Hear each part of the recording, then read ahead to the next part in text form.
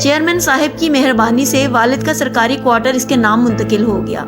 یہ بوسیدہ بدبودار کوارٹر اس کی کل کائنات تھا۔ لیکن ٹھہریے، کوارٹر کے علاوہ بھی اس کی ایک کائنات تھی۔ یہ کائنات اس کی بوڑھی بیمار والدہ تھی۔ بندہ محمد بشیر نے بچپن میں مولوی صاحب سے سن لیا کہ ماں کی خدمت کرنے والا دنیا اور آخرت دونوں میں سرفراز ہوتا ہے۔ یہ نقطہ بیج بن کر اس کے دماغ کے ساتھ ساتھ تناور درخت بن گیا۔ ماں اس کی واحد پناہ گاہ تھی اور وہ ماں کا تنہا سہارا تھا۔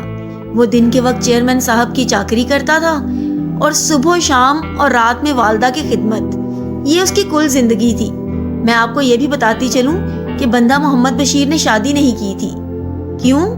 یہ وجہ بھی اس کی زندگی کی طرح دلچسپ تھی۔ بندہ محمد بشیر کی والدہ حج کرنا چاہتی تھی۔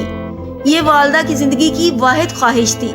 بندہ محمد بشیر جب ماں کی گود میں تھا تو ماں اسے تھپ تھپاتی تھی، ہلاتی تھی، لوریاں دیتی تھی اور ساتھ ساتھ کہتی جاتی تھی، میرا محمد بشیر مجھے حج کرائے گا، میرا محمد بشیر مجھے مکے مدینے لے کر جائے گا۔